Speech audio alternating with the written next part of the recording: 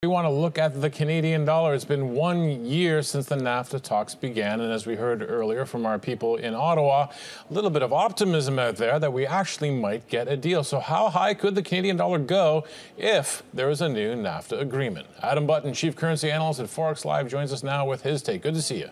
Good to see you, Greg. So what if we get a NAFTA deal? There's some. I think you share that optimism that we're going to get a deal. I think so many people in the market are scared to put their neck out there and say this is going to get done because Trump is what he is. He's volatile. He'll change his mind. He'll put out an idea or a signal and then reel it back in. But if you listen to the Mexican officials, if you listen to the Mexican Central Bank even today, and even Bill Morneau earlier this week gave a lift to the Canadian dollar, talking about a NAFTA deal getting done or optimism about it. Now, I don't think anyone's convinced it's going to get done, but I don't think the market's priced in that much of it either. All right, so what's the upside for the Canadian dollar if we can get that in? Right. 75.99 right now. Could we make a run back above 80? I think a deal's done. I think you're at 80. I think Really? I'm pretty confident you're going to get back there in a fairly short order. But some of it is built in. If you look since the start of July, the Canadian dollar is the best performing major currency. And in the larger universe of currencies, only the Mexican peso is better. So that tells you that it's kind of a NAFTA story that's boosting both of those currencies. So at the same time, some is priced in, but if you look at Canadian auto parts, auto manufacturers, there are a lot of jitters out there about trade. And the tough thing to handicap is what if we get a Canadian NAFTA deal, Canada, Mexico, but China trade starts to fall apart with the U.S. That hurts risk assets and it hurts the Canadian dollar in a different way. So there's a lot of moving parts here. Right, talking about risk, the drama has calmed down in the past couple of days, but the Turkish lira had everybody's attention at the beginning of the week, and money was rushing into the U.S. buck. Were these short-term dislocations, or do you see something longer-term brewing? Well, for Turkey, it's a longer-term problem. This is your economic professor's favorite currency crisis in a long time because it's all the things they warn about: current account deficits, external financing, and they've all come together. And I think the lesson there is that there are vulnerabilities. I mean, Turkey went along just fine for a long time until it blew up. And if you look at countries, you look at economies and currencies, you have these vulnerabilities. And in Canada, it's housing, it's household debt, and you have to curb these vulnerabilities because they can just blow up one day when something changes politically or the market gets in a little bit of a mood. But for now, I think the market has got its head around it.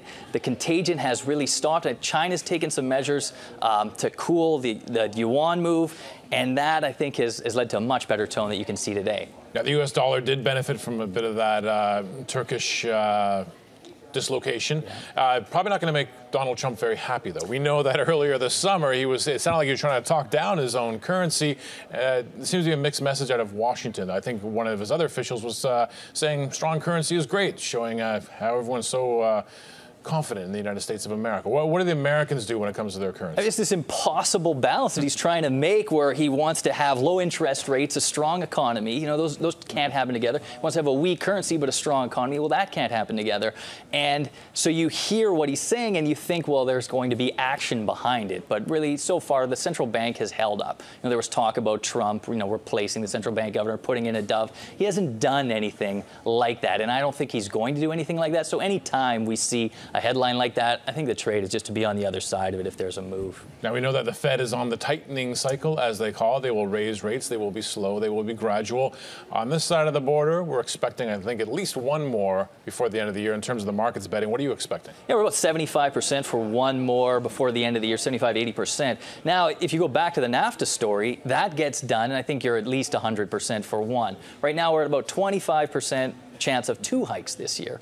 And that, I think, would go up over 50% if we get a NAFTA deal done. It doesn't need to be done, but, we get a signal that it's kind of signed off on the top levels.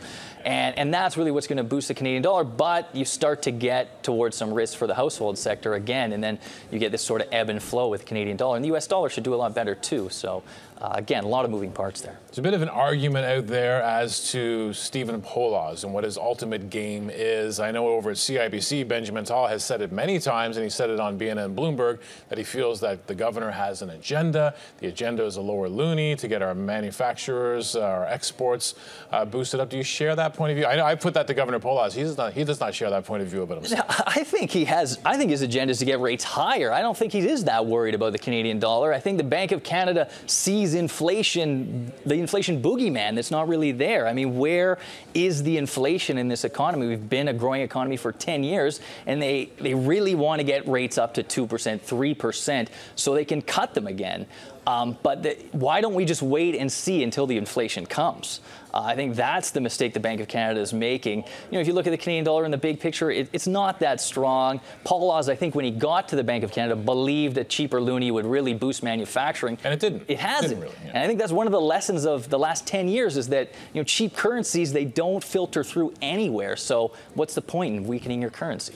Any big currency stories brewing for the fall that we might not be looking at? We spent a lot of time as Canadians looking at our own currency. The U.S. buck, the lira's caught our attention. Anything else there happening? I mean, if you look at the era that we're in of currency trading and currency moves right now, it's politics, politics, politics. And 5 years ago, you could dismiss almost any political headline.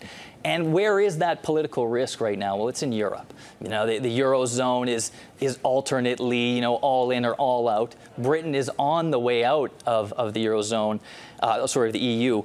And that, I think, is the big risk right now, a no-deal Brexit and weakness in sterling. And it's been persistent lately, and I think it could get disorderly over the months ahead towards the Brexit, which is supposed to be in the second quarter of next year. Thanks for that, Adam. Always a pleasure to have you here. Thanks. Adam Button, Chief Currency Analyst at Forex Live.